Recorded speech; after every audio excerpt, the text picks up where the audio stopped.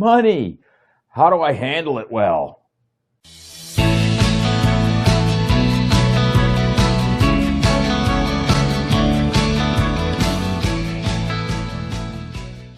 You know, how we handle money in life, our approach to money says an awful lot about us, and will say an awful lot about the outcome of our lives. So one of the best things a person can do is actually go to the scriptures and see what it says about money. See how it tells us we ought to be towards money, how to handle it, how to acquire it, everything that it might say about money. And you might be surprised to know that the Bible actually talks an awful lot about money. In fact, it tells us really everything we could possibly want to know about money. So today, I want to share with you 3 of the overarching guidelines the scriptures give us about handling money well. And then I want to look at 9 myths about money that the Bible debunks. So important to know what the Bible's saying, what it's not saying, what it says about myths, to clear up everything regarding our approach to money. So here we go. 3 principles about money and 9 myths to debunk about money, all from the scriptures. Okay, so let's take the first guideline about money, and that is this: seek God above anything else.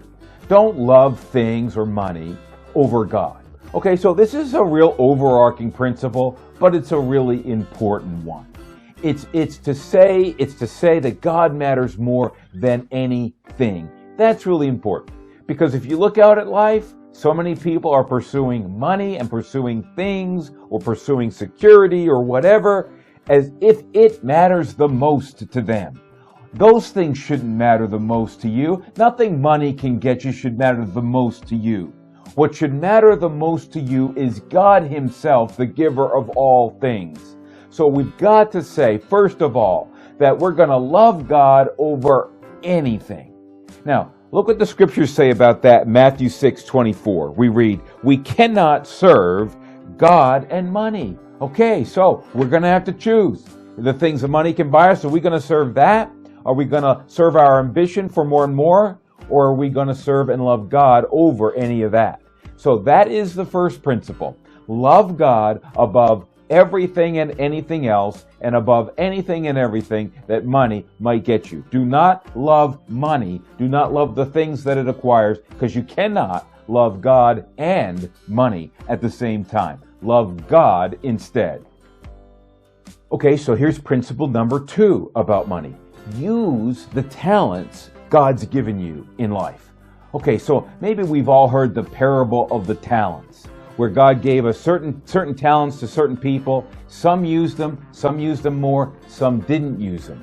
God says He's given every one of us talents, and He wants us to use the talents. So we know the parable perhaps in Matthew 25, the parable of the talents, where to the one who used their talents, the Lord replied this way: "Master," he said, "you have entrusted me with 5 talents. See, I have gained 5 more." The person responded to God that way.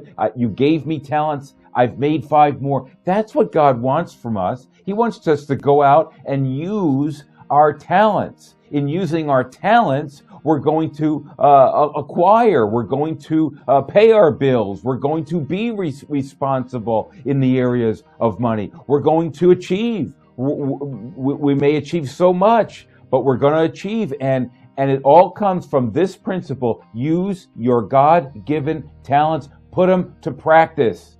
Now, talents we often think of as, like our skills or something like that. No, that's not what the Bible means when it says use your talents. It's using every resource that God has given you, every resource at your disposal.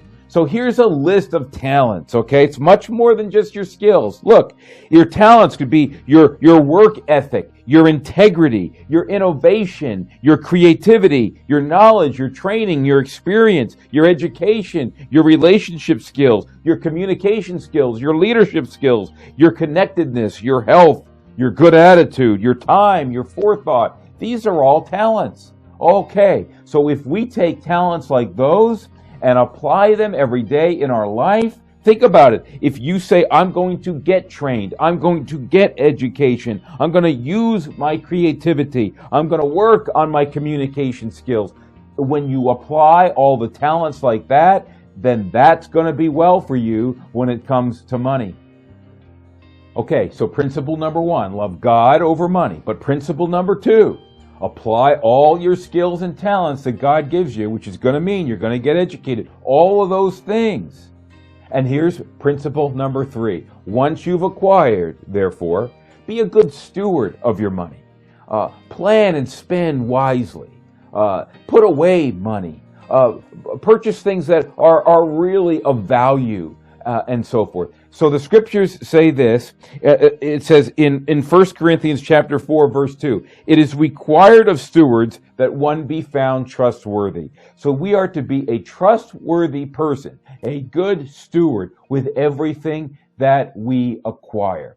So if you take these 3 principles, love God above all else, use your skills and talents, and then be a good steward of what you acquire, you're going to be doing very well. You can see, I'm not saying you're going to be out there rich and all that. You're going to be doing well, though. You're going to be using your talents. You're going to have the right priorities. You're going to be responsible and thoughtful with your spending. All of that is what the scriptures are calling you to have and to do. And in the process of acquiring all of these, of course, what we're doing is trusting God for more talents, trusting God that when we use our talents, we acquire. Underneath it all is complete trust in the Lord, who is over all and above all. So our task then is to take these 3 talents while we're trusting God. And the combination of those 2 things, applying the 3 principles and trusting God, is an amazing combination for anyone's life and for everyone's approach to money.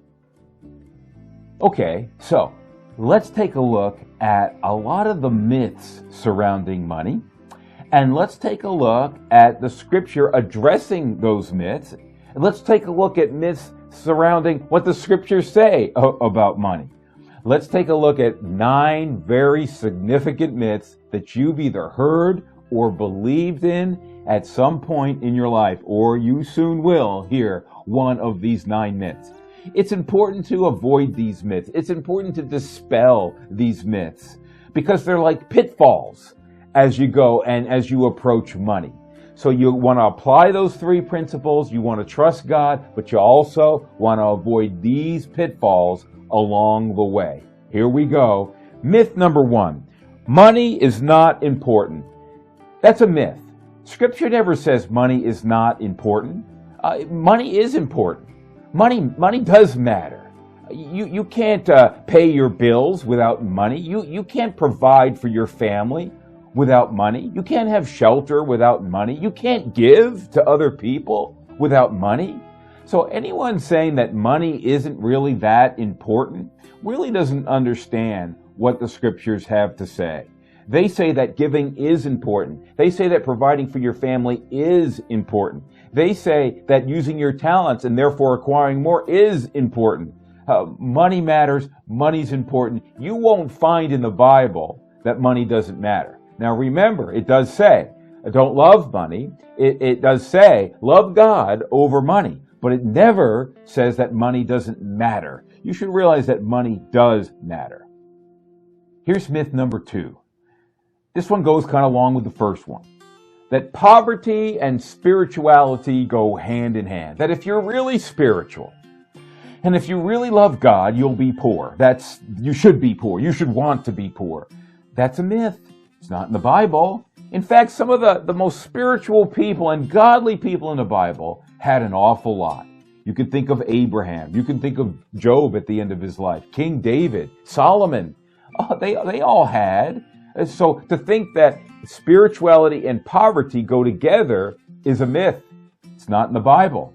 In fact, it's really kind of the opposite, because if you do use your talents, and if you are a good steward with your money, you're not wasting it on, stuff that hurts your lifestyle or whatever, wasteful spending, then actually you're going to have. If you apply the principles we talked about, you're going to have You're going to have more than you would have if you didn't apply the principles. So that now as you have, now you're going to be considered unspiritual? No, that's a myth.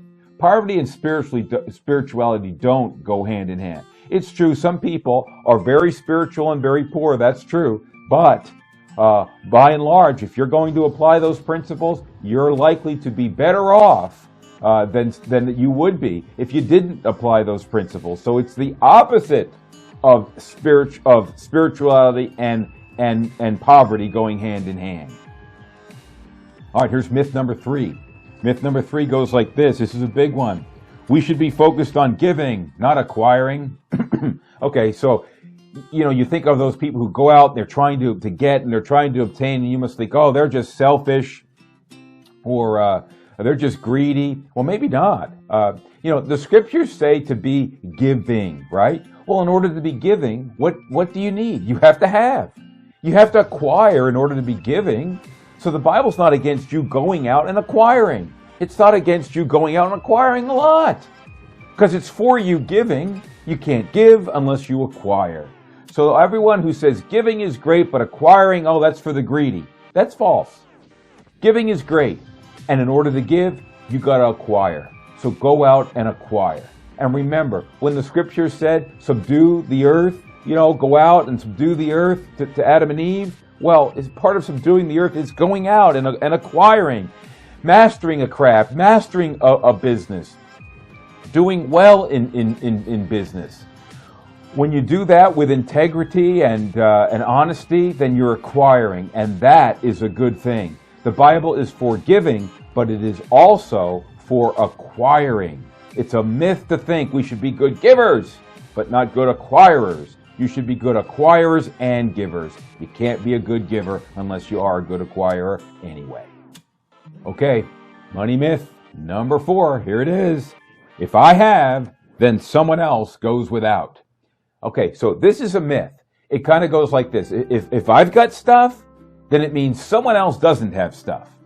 Like there's sort of just this limited supply. Like think of everything as a pie. If I take a big piece, someone ends up with nothing, or they end up with a small piece.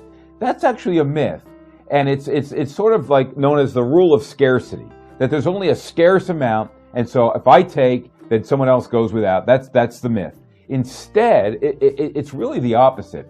If I go out and I acquire, I use my skills, I use my talents, I become a great mechanic, I start a business or whatever, what happens is, as I acquire more, I am actually causing others to have more as well. I'm causing them to have more wealth. It's the opposite of scarcity. If I acquire more, somebody gets less.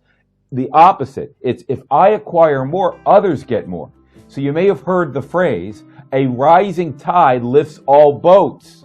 Okay, so if I do better, okay, I go out, I do better, I'm using my talents and so forth, then others are going to do better too. Because then I may end up hiring people or what have you. So a rising tide lifts all boats. It's the opposite of scarcity. So many people say, well, I don't want to be greedy, so I'm not going to have anything. No.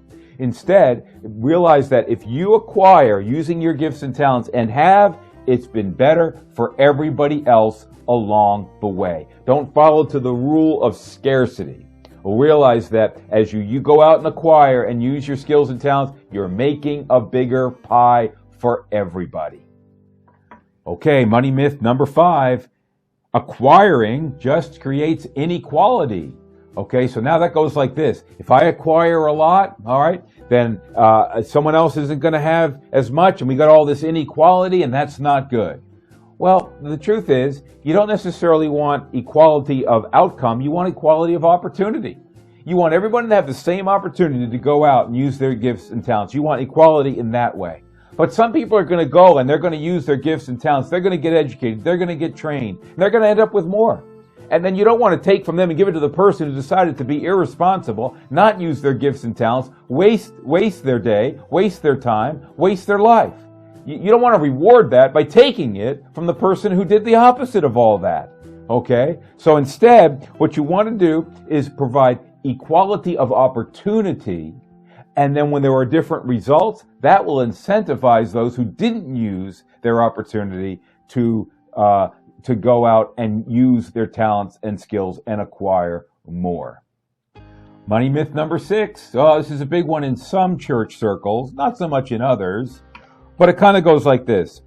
I should just claim wealth from God and He will give it to me. I can just claim it. God, I claim wealth. You've got everything. I claim it. That's not how this works, okay? God doesn't say go out and claim wealth from me. What He says is go out, use your talents. Remember principle number 2. Use your talents. He says go out, be a good steward of your money. That's principle number 3. You do those things and you're going to acquire.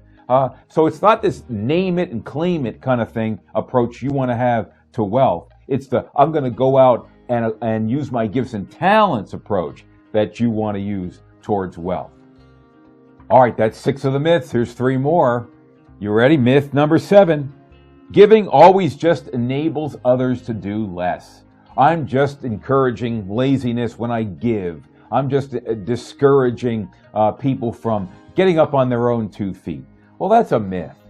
God has called us to be good givers. And remember, you have to go out and acquire to be a good giver. You have to give. So go out and acquire. Don't think acquiring is bad. Go out and acquire and obtain. And then when you do, though, don't think that giving is always some enabling thing that you're doing out there. Giving is called for by God. Let it be then that you are a giver. Once you acquire, be a giver. Make certain that you are. Now, be careful to what you're giving because, yeah, you can be enabling other people. You can be discouraging them from following after their skills and talents. So you give, but you give wisely. Myth number 8. All right, this one's a little bit controversial, but let's deal with it. Myth number 8. The Bible tells us how much we're to give. That's a myth. It doesn't actually tell us how much to give. It simply says to give generously. It simply says to give in a way that is excellent. Be excellent in your giving. It doesn't actually give you an amount. Now, in the Old Covenant, it did. It gave a 10% amount. Okay, that 10% is never stated in the New Covenant. Not once. It's never picked up. You'll never see it. Look forevermore, and it's not there. What the scriptures say in the New Testament is give generously. We're not under the Old Covenant anymore. We're in the New Covenant. So it is open for you to decide what you should be giving. But make certain that it follows after the principles given in the New Covenant. The principle of giving excellently, giving sacrificially, being a great and wonderful giver. That ought to be happening. Now, you might say, okay, that's going to be 10%. Great, then make it 10%. But you might say it's going to be 20%. So make it 20%. So take a look at that, though. There's no exact amount given, but give excellently. Be the person who gives like God gives. Remember, God's a great giver. The Father gave His only Son. The Son gave of His life. So we're to be really, really good givers if we're to be like God. But the exact amount, not in the scriptures. All right, last myth. Gambling's the same as stocks. So you shouldn't do this. You shouldn't use the stock market. Or someone might say, if you can use the stock market, what's wrong with gambling? It's the same thing. No, that's a myth. Gambling is not the same as stocks. Stocks is a calculated risk. You could be a good steward if you're careful. You could be a good steward investing in stocks. Remember principle number 3? Be a good steward of your money. You can be a very good steward of your money by investing in stocks. But gambling is typically a risk that is against you. It's a known bad risk or an unknown risk to you. So if it's an unknown risk or a bad risk, for example, when you play the lottery or you go into a casino, it's a bad risk. The state wins. The casinos win. So you are entering into a bad risk for yourself. That's not a good steward of your money. So gambling and stocks are very different. Stocks, good steward. You could be a good steward, being careful to choose the right stocks. Gambling, you will be a bad steward of your money, violating principle number 3. Gambling and stocks are not the same. That's myth number 9. All right, so there you have it. 3 principles to always follow regarding money, and 9 myths to always keep debunked in your life and in your heart and in your thinking.